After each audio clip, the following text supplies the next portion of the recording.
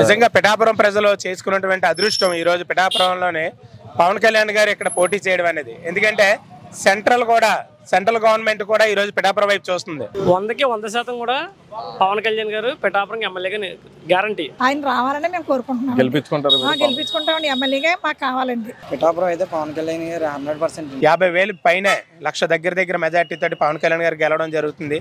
పిఠాపురంలో ఈసారి పవన్ కళ్యాణ్ గారు ఖచ్చితంగా గెలుస్తారు. రాష్ట్రంలో రాక్షస పాలన ఉంది ఈ రోజు. వంగా గీత గారు, జగన్ బాబు అండి. ప్రజలందరూ కూడా పవన్ కళ్యాణ్ వైపే ఉన్నారు. ఆయన చేస్తారని నమ్మకంతో ప్రజలంతా ఉన్నారు. ఏ నాయకుడైనా చేస్తాడనే వేస్తారు ఓటు. 1,00,000 ఓట్ల మెజార్టీ, కనీసం 10,000 అటు ఇటులో 1,00,000 ఓట్ల మెజార్టీతో ఆయనకి కంపల్సరీ ఫ్యానే రావాలనుకుంటున్నాను. ఎందుకని జగన్మోహన్ రెడ్డి గారు రావాలనుకుంటున్నారు అంటే ఇంతకంత మరి అందరం ముసలోళ్ళని అమ్మ ఒళ్ళు ఇవన్నీ చేస్తున్నారు కదండి. మరి తిన్నవాళ్ళు ఎందుకు ఇవ్వండి. మోదీ అమిత్ షాలు కూడా ప్రధానమంత్రి కూడా ఏంటి పిఠాపురం ఏంటి అక్కడ ఉన్న చరిత్ర ఏంటని తెలుసుకునే పరిస్థితి ఈ రోజు పవన్ కళ్యాణ్ గారు ఇక్కడ పోటీ చేయడం వల్ల జరుగుతుంది. గుండెల్లో పెట్టుకుంటారు పవన్ కళ్యాణ్.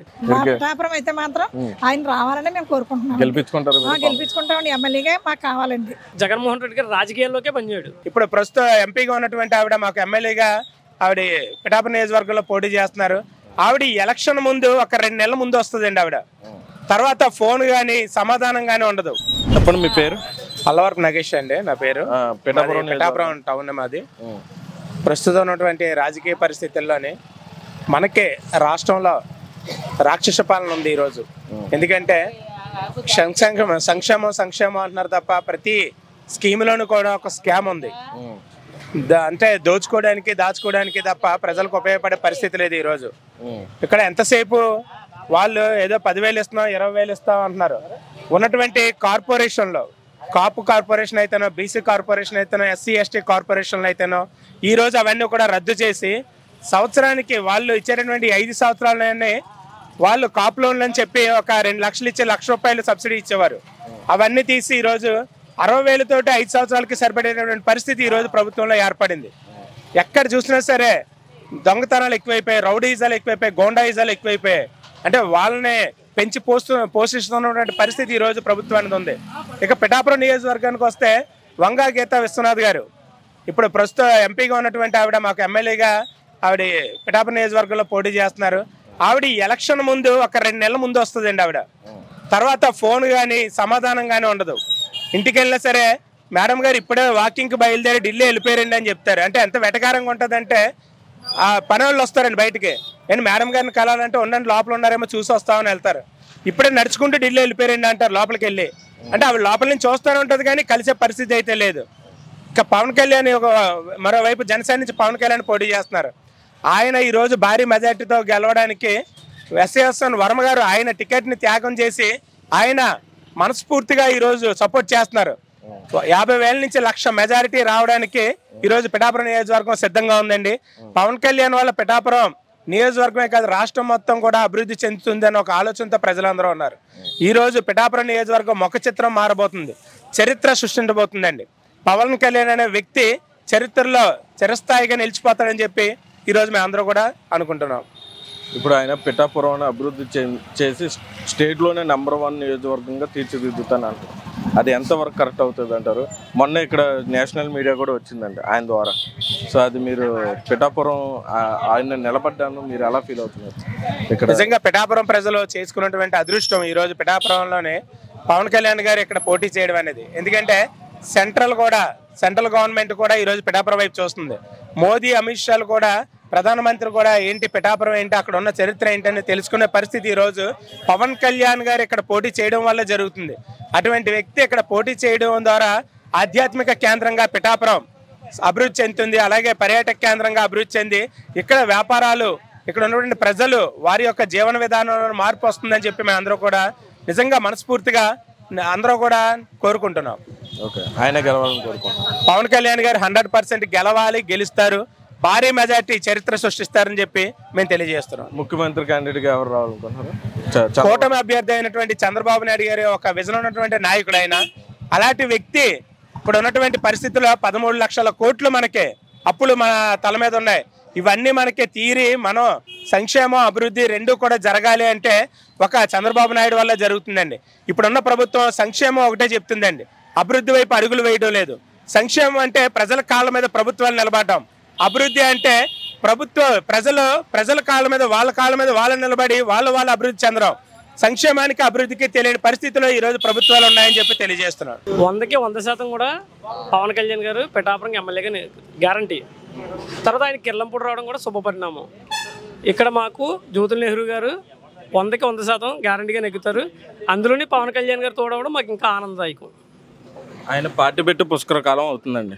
ఒకసారి పార్టీ పెట్టి ఏదో స్నేహపూర్వకంగా ఆయన గెలిపినప్పటికీ 2019లో మాత్రం ఆయన పోటీ చేయడం జరిగింది. ఓడిపోయినప్పటికీ అప్పుడు ప్రజాదరణ కొంచెం తక్కువగానే ఉంది. కానీ రాను ఆయన చేసిన సేవా కార్యక్రమాలు కానీ రైతులకి డబ్బులు ఇవ్వడం కానీ దీని ద్వారా ప్రజాదరణ పొందింది. యూత్లో ఉన్న కాస్త క్రేజు సామాన్య ప్రజల్లో కూడా పెరిగింది. అటువంటి స్థాయిలో ఉన్నప్పుడు పోటీ చేస్తే కనీసం 45 సీట్లను వస్తాయి సీఎం క్యాండిడేట్గా. కానీ అతను తాను తగ్గించుకుని 23 సీట్లకి అంకితమయ్యాడు. అది ఎంతవరకు కరెక్ట్ అంటారు? దానివల్ల ఏమన్నా విభేదాలు వచ్చే అవకాశం ఏమైనా ఉందా ప్రజలు? ఎలాంటి విభేదాలు రావండి. ఫస్ట్ చిన్న మొక్క నుంచి స్టార్ట్ అయ్యి వృక్షం అయ్యి ఫలాలు ఇస్తుంది. అలాగే జనసేన పార్టీ కూడా ముందు మొక్కగా స్టార్ట్ అవుతుంది, అలా వృక్షం అవుతుంది, తర్వాత ఫలాలు ఇస్తుంది. అదే స్ట్రాటజీతో పవన్ కళ్యాణ్ గారు ముందుకెళ్తున్నారు. అంతే తప్ప తక్కువ ఇచ్చారు ఎక్కువ ఇచ్చారు మాకు ఎలాంటి అభిప్రాయాలు ఎవరికే లేవండి. భేద అభిప్రాయాలు అయితే ఎవరికే లేవు. ఇంతే ఒచ్చుడింతే అన్నట్టుగా పవన్ కళ్యాణ్ గారు నెమ్మదిగా ఎదుగుతున్నారు అంతే. ఇప్పుడు మనకి పిఠాపురంలో ఆయన పోటీ చేస్తున్నాడు. గత 2 చోట్ల ఓడిపోయినప్పటికీ అప్పుడు ఆయన రాష్ట్ర స్థాయిలో అభిమానులు ఉన్న ఫాలోయింగ్ ఉన్నప్పటికీ ఓడిపోయారు. కానీ అదే ఫాలోయింగ్ ఇప్పుడు కూడా ఉంది. కానీ ఆ ఫాలోయింగ్ అభిమానంతోనే గెలిచే అవకాశం ఉందా, లేదంటే ఆయన్ని నమ్మి ఓట్లు వేసే ఓటర్లు ఆయనకు వస్తారు? ఏమండి, మిగిలిన చోట్ల ఆయన పోటీ చేసినప్పుడు అప్పుడున్న పార్టీలు ఏవైతే ఉన్నాయో కుతంత్రాలు చేసి ఓడించేద్దామని చూసాయి. కానీ ఇక్కడ పిఠాపురం నియోజకవర్గంలో పవన్ కళ్యాణ్ కుటుంబ సభ్యులు వాళ్ళందరూ సొంత కుటుంబ సభ్యులు ఎప్పుడు మోసం చేయరు, గుండెల్లో పెట్టుకుంటారు పవన్ కళ్యాణ్. కాబట్టి పిఠాపురంలో ఏ పార్టీలు ఎలాంటి కుతంత్రాలు చేసినా సరే పవన్ కళ్యాణ్ని ఏమీ చేయలేవు.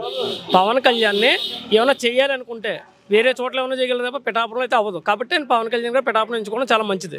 అక్కడ అందరూ కుటుంబ సభ్యులు కాబట్టి గ్యారంటీగా పవన్ కళ్యాణ్ గారు 80,000 మెజార్టీతో నెగ్గుతారు. అదే సీఎం క్యాండిడేట్కి ఇప్పుడైతే ఈయన పొత్తుల భాగంగా కొంచెం కాంప్రమైజ్ అయ్యాడు కాబట్టి చంద్రబాబు నాయుడు గారిని జగన్మోహన్ రెడ్డి గారు వీళ్ళల్లో నెక్స్ట్ సీఎం అయ్యే అవకాశం ఎవరు గెలుస్తారు? ముఖ్యమంత్రిగా ఎవరు? ఇప్పుడు రానున్న ఎన్నికల్లో ఇప్పుడు ఎన్నికల్లో గెలిచిన తర్వాత ఎవరు వస్తారు? చంద్రబాబు నాయుడు గారు అలాగా ముఖ్యమంత్రిగా ఉంటారు. కూటమిలో భాగంగా చంద్రబాబు నాయుడు గారు ఉంటారు. ఏదైనా పరిస్థితుల్లో పవన్ కళ్యాణ్ని చేయాలనుకున్నప్పుడు 2 సంవత్సరాలు 3 సంవత్సరాలు లేదా 2.5 సంవత్సరాలు పవన్ కళ్యాణ్ గారు సీఎం ఇచ్చినా ఆనందదాయకం, ఇంకా ఆనందదాయకం, బెస్ట్ ఆఫ్ ది బెస్ట్ అవుతుంది కదా. జగన్మోహన్ రెడ్డి గారు ప్రభుత్వం పనితీరు అసలు జగన్మోహన్ రెడ్డి అన్నవాడు రేపు గవర్నమెంట్ కాదు కదా. అసలు జగన్మోహన్ రెడ్డి గారు రాజకీయాల్లోకే పనిచేయడు. జగన్మోహన్ రెడ్డి గారి నియంతృత్వ ధోరణి కానీ జగన్మోహన్ రెడ్డి గారి విధానాలు కానీ రేపటి రాజకీయాలు అసలు పనిచేయడండి. పిల్లల భవిష్యత్తు ఎప్పుడు చూడలేకపోయాడు. ఆయనకి ఏమీ తెలియదండి, పరిపాలన తెలియదండి. కేవలం ఆయనకి ఎందుకు ఓటేశారంటే సానుభూతి ఓటేశారు. సానుభూతి ఓటమే ముఖ్యమంత్రి అయిపోయాడు. అది ఒకటే కానీ దాన్ని నిలబెట్టుకోలేకపోయాడు. రేపటి రాజకీయాల్లో జగన్మోహన్ రెడ్డి ఎందుకు పనిచేయడండి? మళ్ళీ ఎన్డీఏ కూటమి ద్వారా వీళ్ళు ముగ్గురు బీజేపీ కానీ ఇప్పుడు తెలుగుదేశం కానీ జనసేన పార్టీ వీళ్ళు ముగ్గురు ఇక్కడ పార్టీ స్థాపించే అవకాశం ఉందా? తప్పకుండా రేపు కూటమి అభ్యర్థులు నెగ్గుతారు. రాష్ట్ర వ్యాప్తంగా దేశవ్యాప్తంగా కూడా బీజేపీ అధికారంలోకి వస్తుంది. ఇక్కడ కూటమి అభ్యర్థులు నెగ్గుతారు. ఎవరు ఎన్ని చేసినా సరే కూటమి వస్తుంది. వంగా గీత గారు జగన్ బాబు అండి ఫ్యానే రావాలనుకుంటున్నాను. ఫ్యానే రావాలి. ఎందుకని జగన్మోహన్ రెడ్డి గారు రావాలనుకుంటున్నారు అంటే ఇంతకింత మరి అందరం ముసలోళ్ళని అమ్మ ఒళ్ళు ఇవన్నీ వేస్తున్నారు కదండి. మరి తిన్నవాళ్ళు ఎందుకు వేయండి, మేము ఎప్పుడు వేస్తామండి. ఆయన వల్ల మీరు లాభపడ్డారు. అలాగే అండి. మేము జగన్మోహన్ రెడ్డి గారు గెలవాలనుకుంటున్నాం. గెలాలనుకుంటున్నాం. ఇక్కడ వంక గీత గారు రావాలనుకుంటున్నాం. అమ్మ మమ్మల్ని సంధి పెట్టేసుకున్నారండి. మనం లోపలికి వచ్చి పిఠాపురంలో ఈసారి పవన్ కళ్యాణ్ గారు ఖచ్చితంగా గెలుస్తారు. అది ఎంత మెజారిటీ అనేది కూడా చెప్పలేము. ఒక 50,000 నుంచి 1,00,000 మెజారిటీ మటుకు వస్తుంది. ఎందుకంటే ఆయనకి కాపుల పరంగాను మామూలుగా ఇప్పుడు వ్యక్తిగత పరంగాను అభిమానులు అంటూ ఉన్నారు. గాజువాకలోను భీమవరంలోను పవన్ కళ్యాణ్ మేము ఎందుకు వదిలేసుకున్నావా అన్న రీతిలో ఈసారి పిఠాపురంలో పోలింగ్ ఉండవు. ఎక్కువ మెజారిటీ వస్తారు. ప్రజలు అనవసరంగా వ్యక్తిని వదిలేసుకున్నాం. ఎందుకంటే ఈయన అభివృద్ధి చేయగలరు. ఎందుకంటే ఏ వ్యక్తి కాకపోయినా మోదీ గారి పక్కన కూర్చుని మాట్లాడే వ్యక్తి ఎవరికీ లేదు. మామూలుగా ఒక పిఎం అయితే ఎవరిని వాళ్ళ అపాయింట్మెంట్ తీసుకుని మాట్లాడాలి. కానీ పవన్ కళ్యాణ్ గారు ఎప్పుడు కావాలంటే అప్పుడు వెళ్ళి మాట్లాడచ్చు. ఈయన పిఠాపురం నియోజకవర్గానికి కావాల్సిన నిధులు కూడా ఆయన తేగలరు. ఒకళ్ళు తేగపోయినా ఆయన సొంతగా ఖర్చు పెట్టి చేయించగలరు. ఎందుకంటే ఆయన రోజుకు 2 కోట్లు తీసుకుని సినిమాలో నటిస్తాడు. ఆయనకి ఇక్కడ ఇక్కడ నలుగురిలోకి వచ్చి సేవ చేసిన పని ఆయనకి వెళ్ళారు.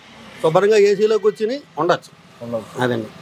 ఇప్పుడు వంగా గీత గారు కూడా సామాన్య వ్యక్తి అయితే కాదు. ఎందుకంటే ఆవిడ ఇదివరకు 3 సార్లు గెలిచినటువంటి వ్యక్తి, ఈ ప్రజారాజ్యం పార్టీ నుంచి బయటకు వచ్చినటువంటి వ్యక్తి. అటువంటి వ్యక్తి ఎంపీగా మన గత ఎన్నికల్లో గెలిచినటువంటి వ్యక్తి కూడా.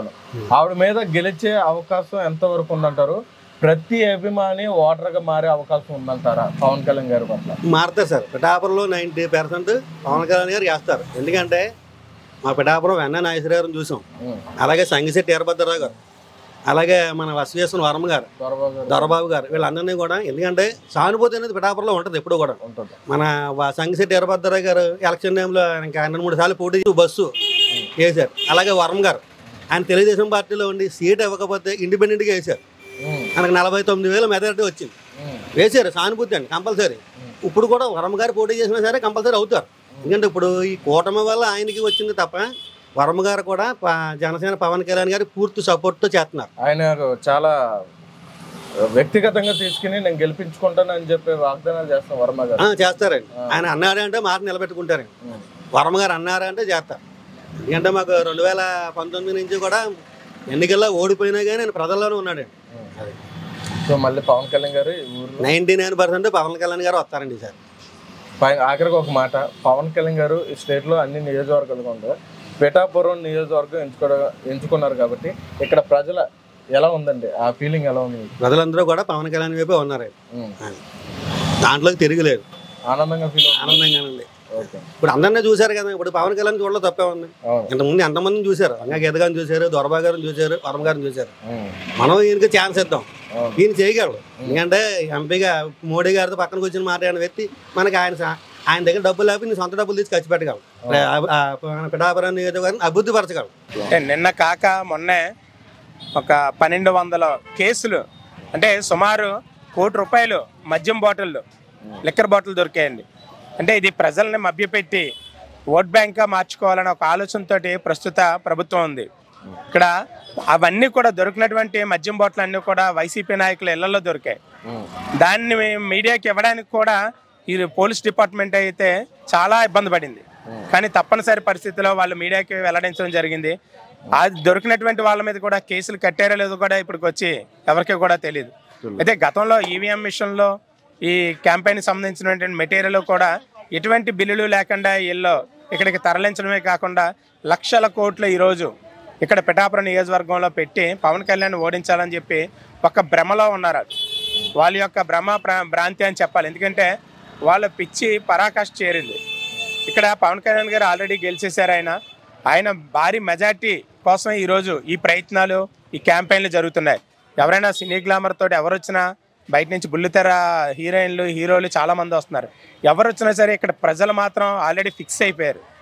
వాళ్ళందరూ కూడా ఒకటే, పవన్ కళ్యాణ్ అనే వ్యక్తిని భారీ మెజార్టీతో గెలిపించాలని ఒక ఆలోచనతో ఉన్నారు. కాబట్టి 50,000 పైనే, 1,00,000 దగ్గర మెజార్టీతో పవన్ కళ్యాణ్ గారు గెలవడం జరుగుతుంది.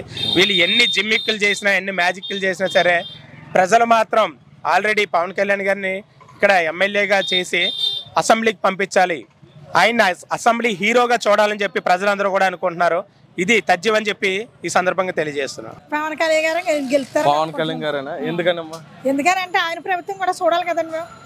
అది అంటే మంచి మంచి పనులు చేస్తామనేసి అంటున్నారు. ఈ పిఠాపురం నియోజకవర్గం ఎంచుకోవడానికి మీరు ఎలా ఫీల్ అవుతున్నారు? ఎలా ఫీల్ అవుతామే ఉన్నదండి, బాగా మంచిగా చేస్తారండి. మాకంటూ బతుకుదేరు చూపించారు కదా. అంటే గత ప్రభుత్వంలో ఉన్న పనితీరు బాగాలేదంటారు, అభివృద్ధి అది బాగోకే అండి. మేము ఈ అన్నయ్య రావాలనేసి అనుకుంటున్నాం. పవన్ కళ్యాణ్ గారు రావాలనుకుంటున్నాం. ఓకే, అదండి. ఆయన గెలుస్తారంటారు? గెలుస్తారండి, పక్కా గెలుస్తారండి. ఓకే, మా పిఠాపురం అయితే మాత్రం ఆయన రావాలని మేము కోరుకుంటున్నాం. గెలిపించుకుంటారు? గెలిపించుకుంటామండి. ఎమ్మెల్యేగా మాకు కావాలండి. పిఠాపురం అయితే పవన్ కళ్యాణ్ గారు 100% అండి. ఎందుకంటే ఆయన చేస్తారని నమ్మకంతో ప్రజలంతా ఉన్నారు. ఏ నాయకుడైనా చేస్తాడనే వేస్తారు ఓటు. ఆ నమ్మకం వాళ్ళు నిలబెట్టుకోకపోతే మనం ఏం చేస్తాం? వాళ్ళు నిలబెట్టుకోకపోతే మనం ఏం చేయలేం కదా. ఇప్పుడు మళ్ళీ అదే నమ్మకంతో పవన్ కళ్యాణ్ నిలబెట్టి. ఎందుకని పవన్ కళ్యాణ్ గారే అందరూ గెలవాలనుకుంటున్నారు? ఆయన అభిమానమా? ఇక్కడ అభిమానులు ఎక్కువ ఉండడం వల్ల, లేకపోతే ఆయన పోటీ చేసిన ఇదివరకు 2 ఊళ్ళో ఆయన ఓడిపోయారు. కానీ అక్కడ పరిస్థితులు వేరు, కానీ ఇక్కడ పరిస్థితి వేరు. ఆయన నెగ్గి తీరాలి. ఇక్కడ నెగ్గించుకోవడానికి నిలబెట్టుకోవడానికి మేము నిలబెట్టుకోవాలి. ఇప్పుడు అలాగే గతంలో ఆయన 2 చోట్ల భీమవరం అటు గాజువాకలో ఓడిపోవడం జరిగింది. అది ఇప్పుడు ఎన్నికల్లో ఆయన ఏది నియోజకవర్గం ఎంచుకుంటాడని అందరికి ఆసక్తే. ఆయన పిఠాపురం ఎంచుకోవడానికి మీకు ఎలా ఉంది అది ఆ ఫీలింగ్? మాకైతే చాలా అదృష్టంగా ఫీల్ అవుతున్నారా? పిఠాపురం అదృష్టంగా ఫీల్ అవుతుందండి. ఆయన ఇక్కడ నిలబెట్టుకున్నాం, మేము నిలబెట్టుకుంటాం పూర్తిగా.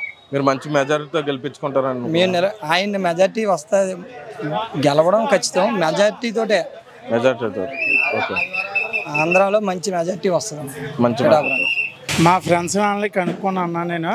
అంటే నేను పవన్ కళ్యాణ్ ఫ్యాన్. నేను పిఠాపురం నియోజకవర్గం మా మామయ్య వాళ్ళని కనుక్కున్నా 50,000 మెజార్టీ చెప్పారు, 1,00,000 మెజార్టీ వరకు కొంతమంది చెప్పారు. మా ఫ్రెండ్స్ అయితే గ్యారంటీగా పవన్ కళ్యాణ్ గారు నెక్కుతారని చెప్పారన్న.